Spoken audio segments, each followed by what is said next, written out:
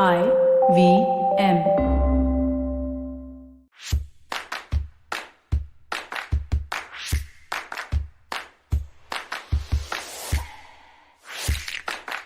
Hi guys and girls, welcome back to a brand new episode of the Millennial Athlete with Tanvi and Shlok. I'm your host Tanvi Lad, and my co-host Shlok is missing in action today, busy playing a badminton tournament. So good luck to him with that. But really excited because the Indian men's hockey team has just created history after a 41-year gap, winning the bronze medal, bringing the bronze medal back home. So an extremely proud moment. We saw the commentators really getting super excited, and I've had a super exciting morning. So on that note, carrying forth the excitement and the momentum, I welcome Arshi Yasin, founder of The Bridge, to the show today. Hi, Arshi. Thank you for coming on the show. Hi, Tanvi. Thank you for calling me, actually. I'm glad. We have a lot to talk, and with an exciting day, so this is even more interesting. Absolutely. So I think, when my producer mentioned that you would be coming on the show, it was, and we also, Shlok and I were on the Bridge podcast a couple weeks ago. We at the Millennial Athlete started the podcast because we felt very strongly about a few issues in Indian sport, that we're a country of, a billion odd people, and the talent is there. Having trained at the national center, we see that it's almost like a factory when it comes to the number of kids who are actually training there. The talent is abundant, but when we go to these world events like the Olympics, we come back with 1 medal, 2 medals. I think at Rio we won literally 2 medals. But and the Bridge is also working towards a similar cause. I mean, aiming to bridge the gap in Indian sport. So can you take us through exactly, the story behind the Bridge? Sure, Tanvi. First of all, I think I'm too pumped up right now to, share about everything and see the journey. I'll tell you, the journey started almost 4 years back, not exactly 4 years, 3.5 years. And this was in 2017, mid 2017. And my background is I was working as a media and marketeer across various domains, and sports is something which was very, very close to my heart always. But then, as you rightly said, that we are a country of vast population, right? But then most of the kids, their dreams towards sports get shattered after high school, maybe because of not the right ecosystem, etc., etc. So I never really got into getting into playing professionally, but I always wanted to contribute to the ecosystem. Like, okay, how do I give back?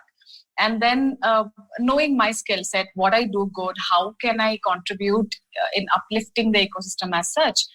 The gap which I found is that I had a problem with the fact that why do we celebrate the stories of sports persons, especially in Olympics, only once in 4 years, right? Yeah. And I mean, why? And all these are like icons, achievers, and these are the role models whose stories we need to repeatedly talk about so that the younger generation gets inspired. So that's how the idea of Bridge came up. In fact, the first story, motivation, जिसके वजह से Bridge form हुआ, that was on India's women's ice hockey team. This was in 2016 end. And just think, कितने Indians को पता है that India में एक women's ice hockey team है? Majority of us, we don't even know how does the sport look like? How is it played? What are the rules, right? And that's how the journey started. My co-founder and we were former colleagues, and we did this massive campaign when we were working with the previous organization, and we went to Ladakh, shot a documentary, and helped the girls, did a massive crowdfunding campaign. So that was the Kickstarter. And I thought, India में ऐसे कितने stories हैं जिनके बारे में हमें पता नहीं है. And it doesn't, get that space in the mainstream media. And that was the point when we decided that, okay, let's just take this plunge and we started Bridge. In fact, Bridge started with stories like pole vaulter of India. Okay. And people don't know about these things. And obviously it's in the journey we understood that, okay, what needs priority, and entrepreneurship is like every day it's a learning process throughout. And 2018 Asian Games and Commonwealth Games was the time when Bridge actually made a mark in terms of getting mass traction, and we were doing it right. Our storytelling was right, our choice of stories, it was right. And then we also kind of understand the social media game, and it is so important. We are very clear. See, we don't want people to see sports only as serious fans. We want sports to become the talk of the town. So we want the content and the news to become very easy to consume for the common people. That's what our agenda is. For example, see, right now in wrestling, right, repechage, suddenly people are talking about it, and it's a technical term. A lot of people are Googling that, okay, ye hota kya hai? And we did a story like almost 20-30 days back on the website, and we are getting hits right now because since last 2 days, people are searching. Yeah, right? yeah.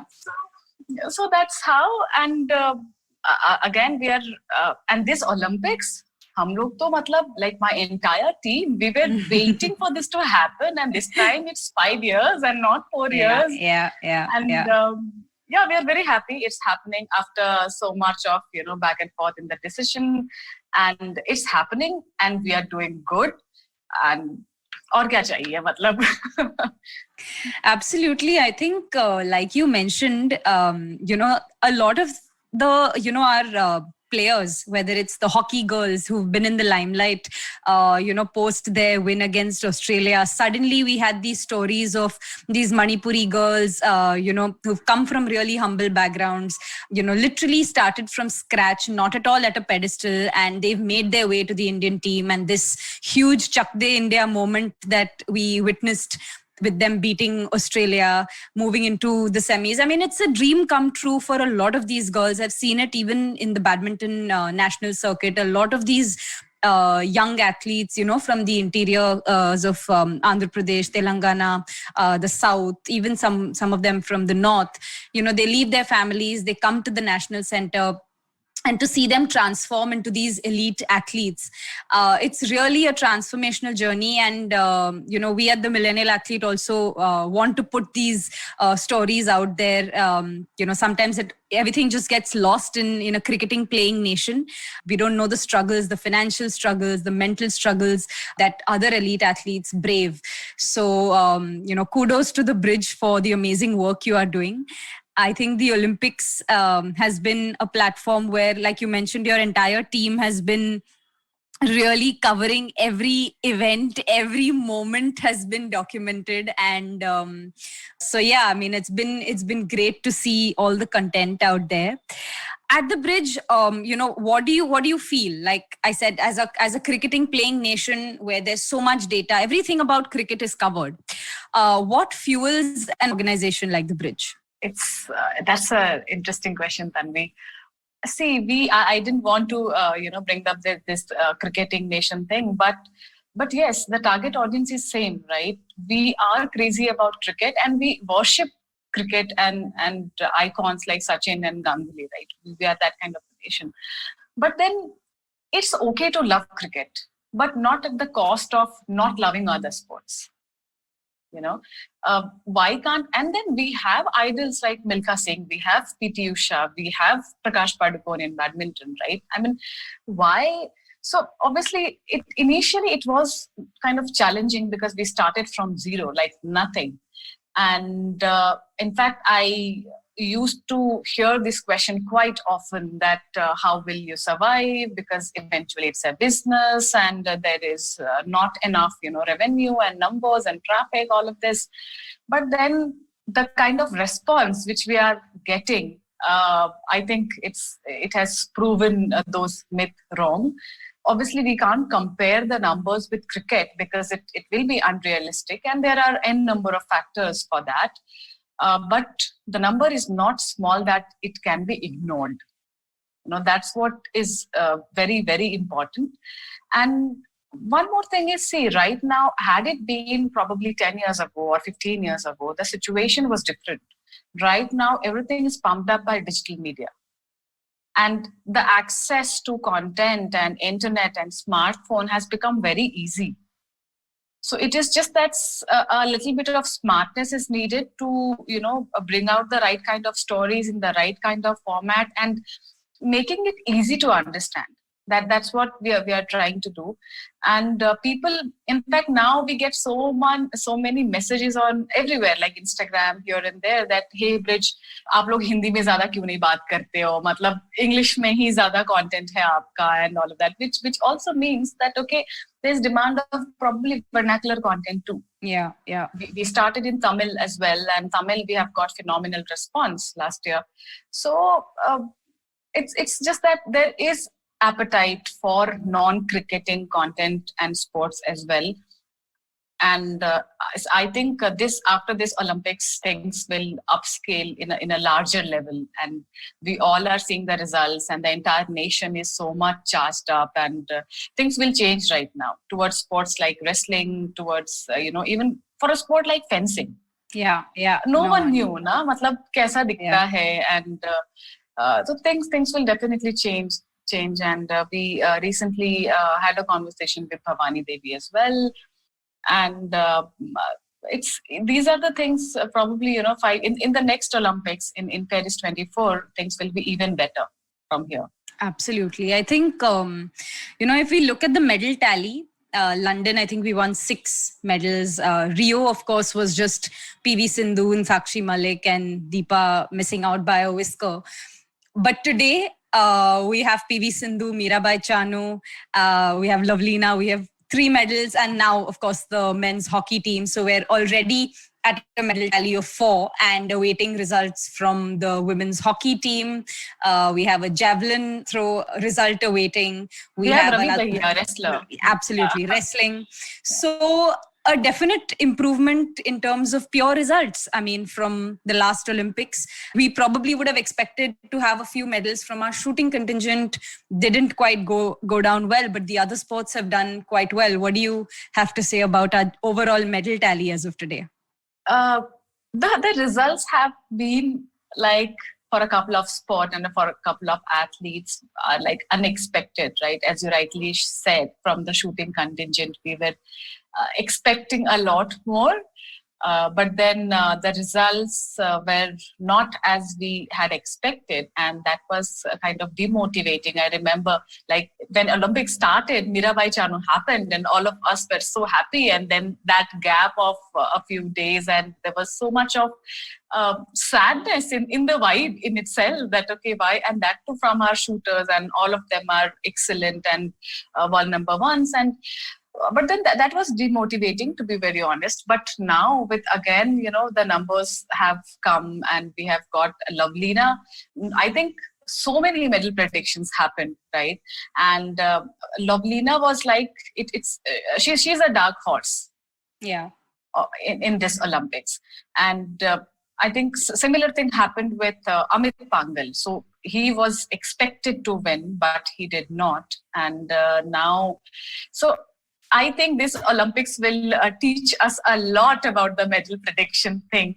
And we should not be, I think media also plays an important role here in not just, hyping an entire thing together. So we need to, in the process of creating content and stories, we also need to be realistic. We also need to be, understanding of the fact that the players are also humans at the end of the day. And I think now it's with today, we and us, see, hockey has a different sentiment altogether, right? It has that, and with us winning, even the women's team doing phenomenally well. And in fact, there's one of our hockey player, I got a video clip or an image from somewhere, someone sent that uske gaon mein TV nahi hai. मतलब उसके parents उसका match देख नहीं पा रहे हैं. So imagine the kind of stories which we have, right? Yeah. So, yeah. I mean, I always maintain sports persons and our army, they're serving the nation, and, it's a certain degree of respect that we have towards that section of society. So yeah, hats off to all our entire contingent. I think they've done us proud. Just even making it to the Olympics is a feat. Yeah. At the end of the day, nobody goes to the Olympics to not win a medal or to perform badly. It's a bad day at office if you haven't medaled or if you failed. I mean, a lot of the athletes, we saw Djokovic, we saw a couple of others. There was a Chinese wrestler as well who, underperformed, and they actually went on record on social media to apologize to their nation. They were overcome by emotion and they were apologizing to their nation for having failed their people. And social media, the way it is, the trolls have started. People are so that's one thing that I wanted to touch upon. This whole hero to zero kind of culture that, especially in India, we get to see from sporting fans, whether it's on Twitter, now with digital media, it's more so. As a content producer, what do you have to say about that? Because it's very demotivating for an athlete to lose a match or underperform and open your Twitter account and look at the trolls, look at that hate coming from the same people who've probably worshipped you when you won a tournament or when you qualified for the Olympics. Yeah. See, actually, it's very deep, right? How is sports different? It's because the people who love sport, they invest their complete emotion behind it, right? They are the same people who won't stop going gaga over the athlete when the athlete is achieving, right? And they're the same set of people. If the athlete is not winning or is not performing as per expectation, they are showing their it's a very love hate, although hate is a very strong word, that kind of a relationship where, so somewhere, see, it works both ways. Absolute trolling is not needed at the first place. I saw a few days back, Manika Batra was getting trolled, and despite India doing so good in table tennis, right?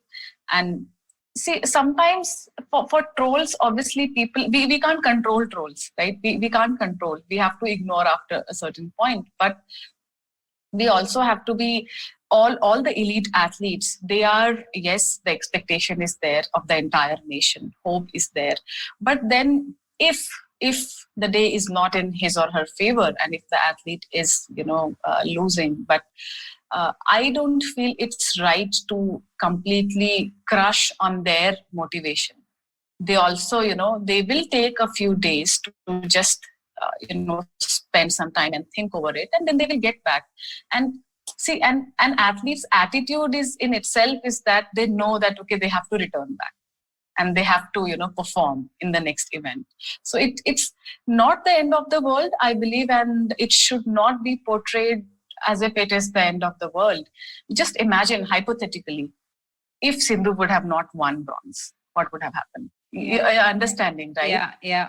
That's not right. I mean, we saw that with Sai Praneeth. I was speaking to him last week, and he was absolutely in the dumps. I mean, he said, I have worked hard. I have put in 8 to 10 hours. I've worked at my fitness, which was an issue in the run-up in the qualification period. I am playing well in training, but I came to the tournament and it was pure loss of form. Or Amit Pangal, who was world number one, didn't play like world number one. And there were trolls, there were polls being put out asking, people to voice their opinion as to whether he played like a world number one.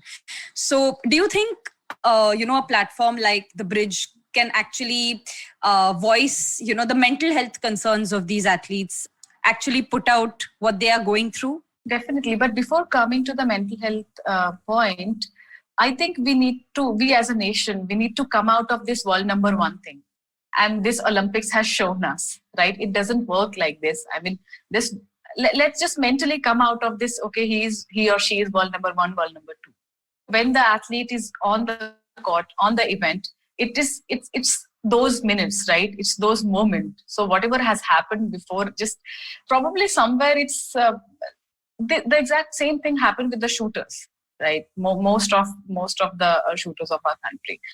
And coming to mental health, yes. See, obviously we play a very important role. In fact, we had a podcast, I think 2-3 weeks before, where we spoke about mental health in biobubble, and especially after pandemic, the dynamics have changed, and athletes to perform in the stadium without fans. What is the mental impact which happens, right? But I'm overall, see, in India, awareness and conversation about mental health, it's already on a very low scale, right? Be it sports or non-sports generally.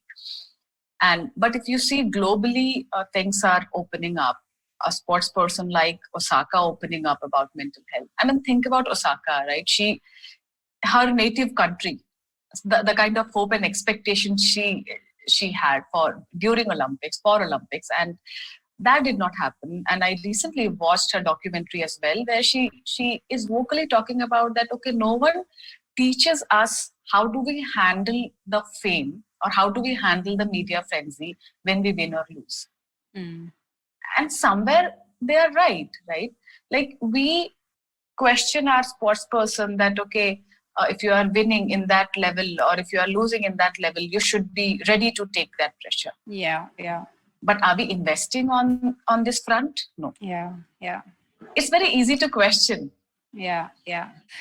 Another thing that, another factor that has come up in this Olympics is that, our hockey team has actually been very vocal about the support that the Orissa government has been giving them in terms of funding, in terms of having that constant backing that, you guys just focus on training and everything else, the financials will be taken care of. The team support, the sports science support will be provided. And that's very important for an athlete. I mean, we often have these cobwebs or these tensions, that, beyond training, the financial aspect, the job security aspect, thinking about the future all the time.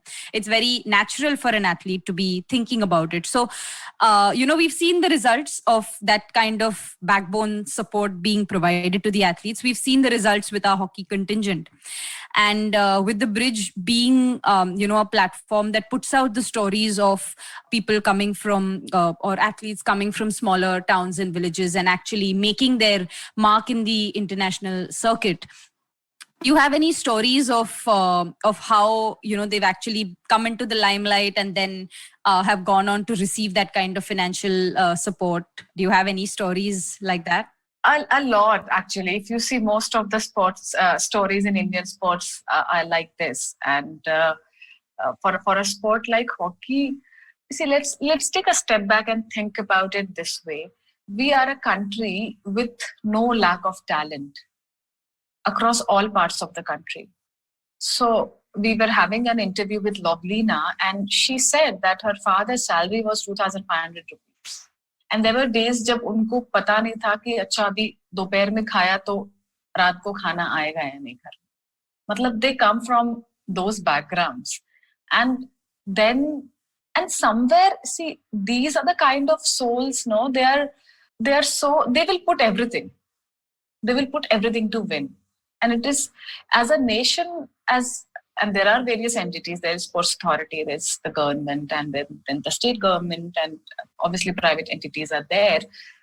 The investments needs to go on the right, that entire process of things are getting better, but still we have a long way to go.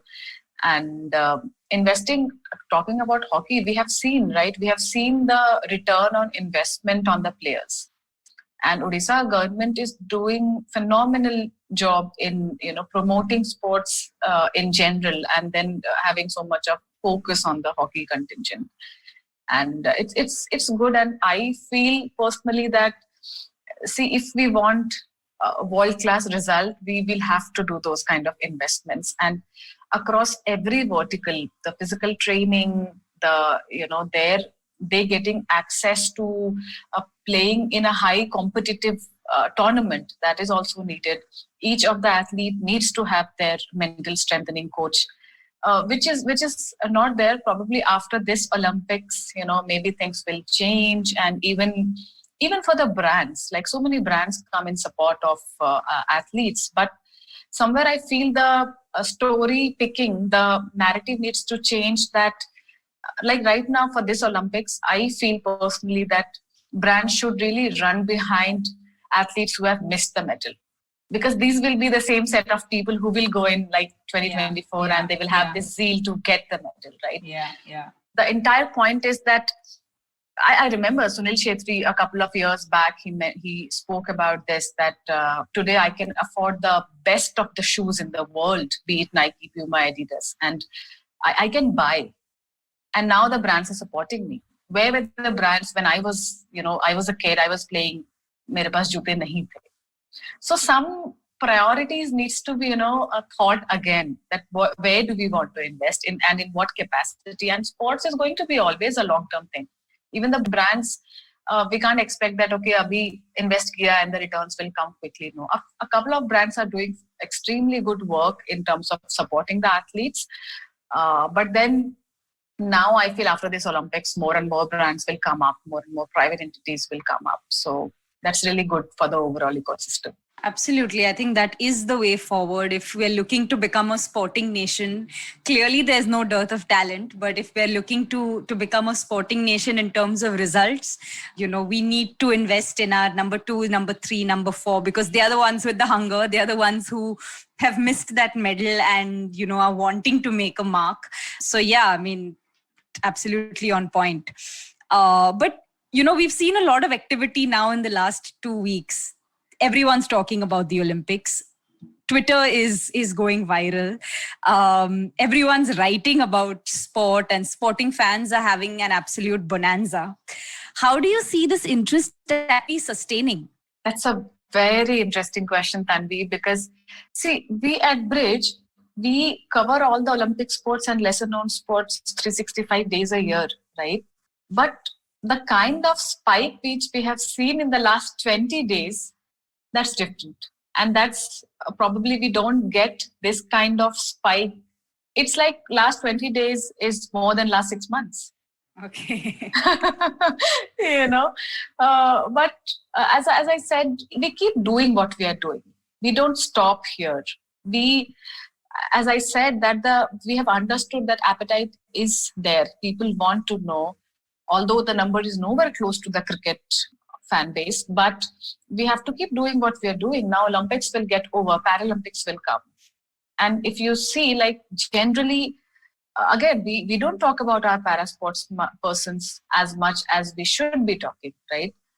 Why is it happening? And with so many, and they are like true warriors. I mean, see each of their stories, the kind of motivation which you get in life in general, when you speak to any of the parasports person. But at Bridge, we'll keep doing, we'll cover Paralympics similar way how we are covering Olympics right now. And when that ends, there'll be something else. So we keep doing, we cover all the world championships, irrespective of the fact that, okay, whether 10,000 people are reading it or 1 lakh people are reading it. So that doesn't make a difference for us. So time is in our favor right now, but I feel that things will change. People will stick to, what happens generally is right now, let's say athletes are winning. And so many people have followed us and subscribed to our push notification, etc., etc. So the content will go again and again to their timeline and their feed. So the new set of audience who have come to us, probably just 5 to 7% of them will go back and unsubscribe to us after Olympics, right? Yeah. Still 95% will be there. Yeah. And those are the people. Yeah. Do you have any like a planned campaign in the run-up to the Paralympics as well?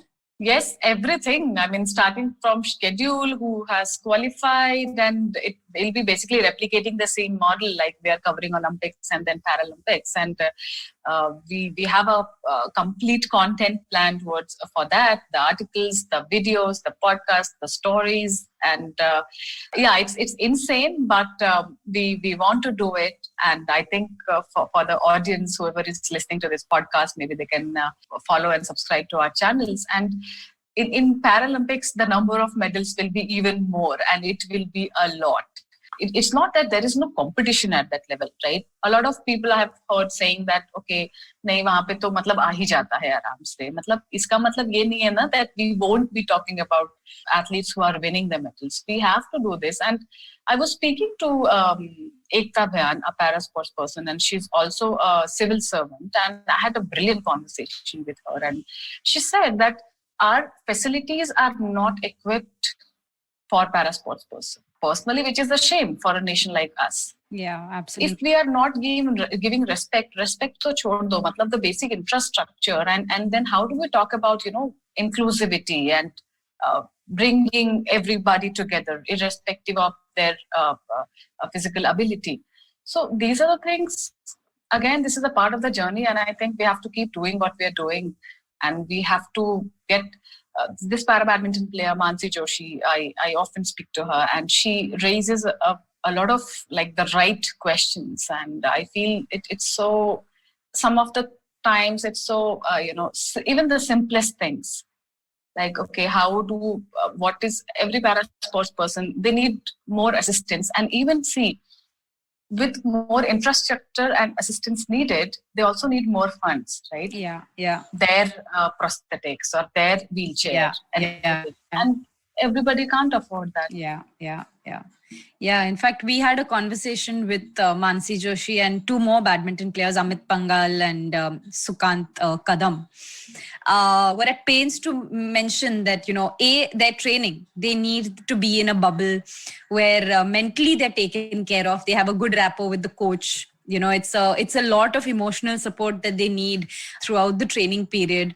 The training plan has to be custom made to, so say Mansi, like we take our knees and our joints and our lower limbs for such, we take it for granted that we can do an exercise or we can perform a particular drill without even thinking about what goes into actually moving. But for her, when she's asked to do a drill or a footwork pattern on court, she has to actually break it down.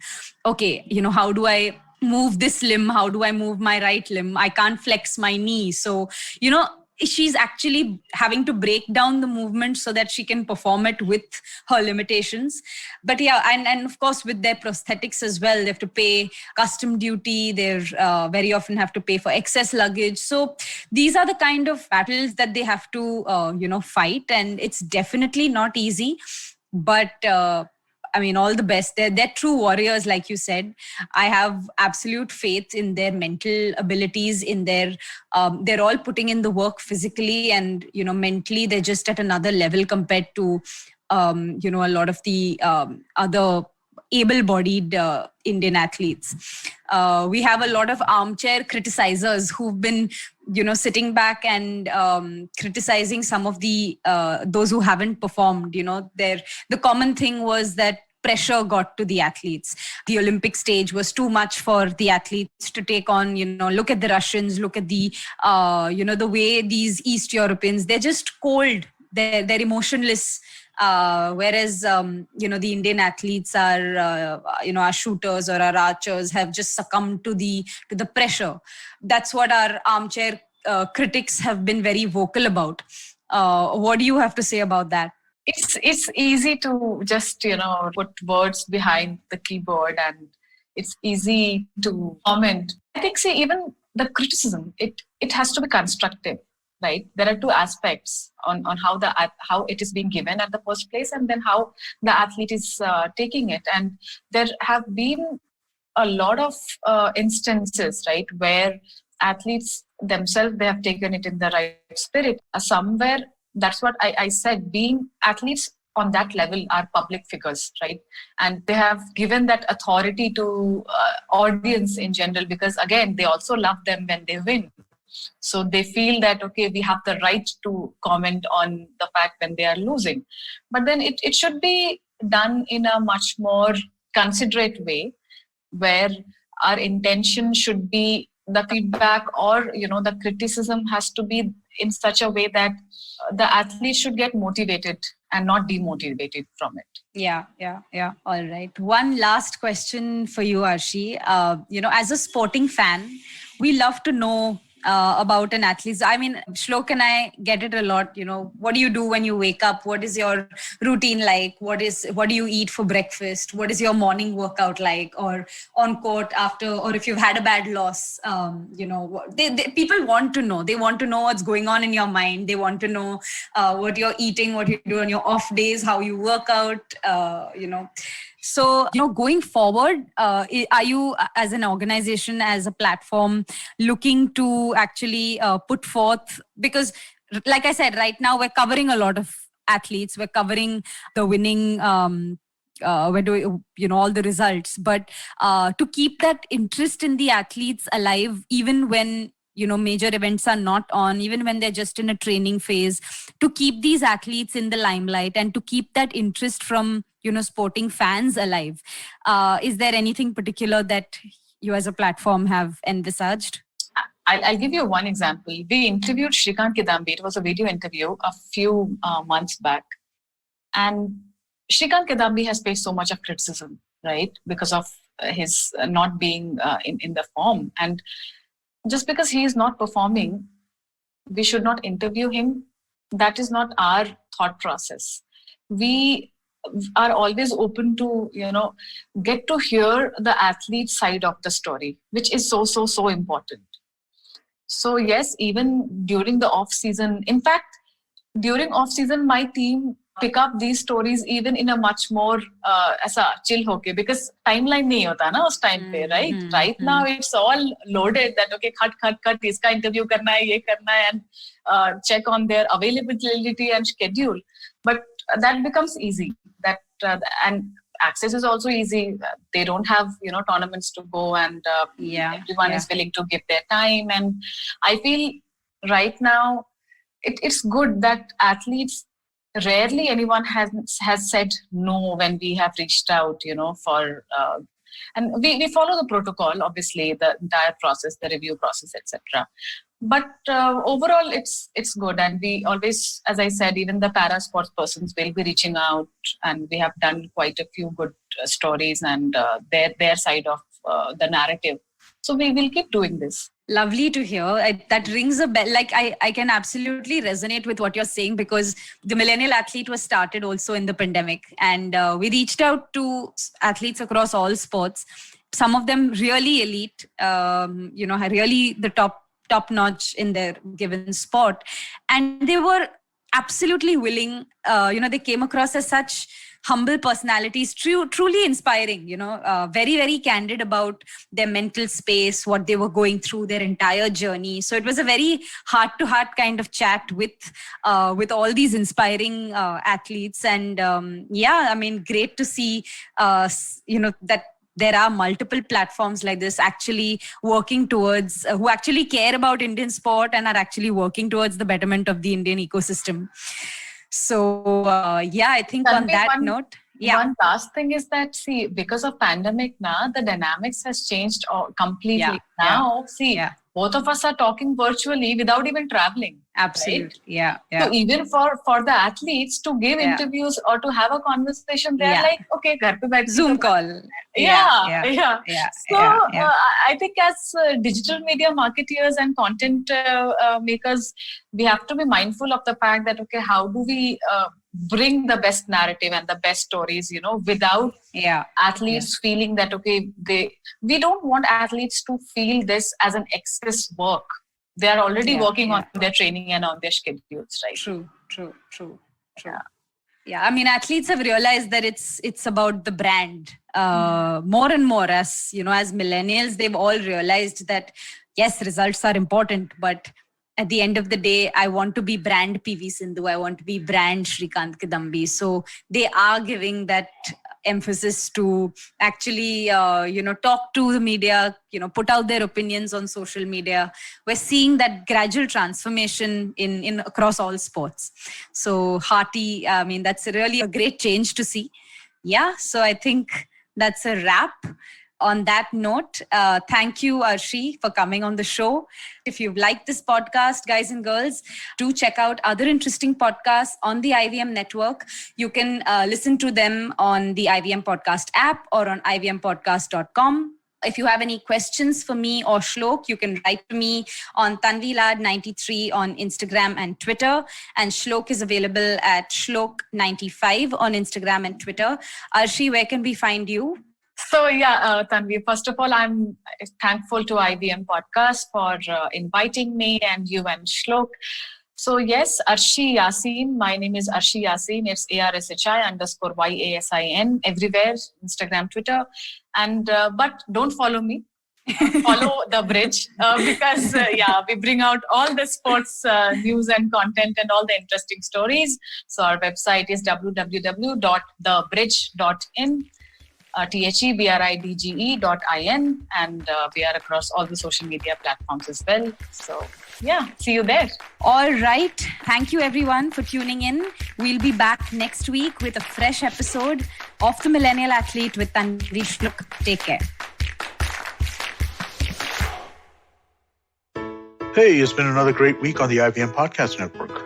On the Edges and Sledges Cricket Podcast, in the first half, Ashwin is joined by Varun to wrap India's ODI tour of Sri Lanka. In the second half, DJ joins the party to discuss the first T20 international between India and Sri Lanka. If you'd like to hear more about this match, former Indian cricketer Sobha Karim joins Rajiv Mishra on Khel Niti and they talk some more about it. Ladies and gentlemen, we're really excited to announce a new show, a show about crypto with Rohan Joshi. He's going to dive deep and demystify all this crypto stuff that we've been hearing about. And let me tell you a little bit more about stuff that's going on the network really quickly. Congratulations to Maru Kinayat, who celebrates 50 episodes of The Note with a discussion on health as a fundamental right. On Vaisa Vaisa, Anupam talks to Harsha Chetanwala of mywealthgrow.com. Zarina Poonawala is starting a new miniseries on emotional intelligence. Do check out the kickoff episode on the Empowering series. And Simplified talks about semiconductors. Do follow us on social media. We're IVM Podcast on Twitter, Facebook, Instagram, and LinkedIn. And remember, if you're enjoying this show, or any other show for that matter, please do tell a friend. That's really helpful for us. And finally, we would like to thank our sponsors on the network this week. They make this all possible. Thank you very much. Ciet, Cred, Global Victoria, Bank of Baroda, Intuit India, Lenovo, and CoinSwitch Kuber. We really appreciate your support. Eventually, you'll see the end of your childhood, get accustomed to womanhood, enjoy the experience of sisterhood, might get to wifehood, or not, choose motherhood, or not. You'll learn to define your personhood, earn a livelihood, change the neighborhood, and get rid of the falsehood that life post-academia is easy. So join me, Natasha, and me, Ayushi, on a journey from station starting point to station, what now? Next station, Pudin station, and hopefully, Agla station, adulthood. Fresh episodes out every Thursday.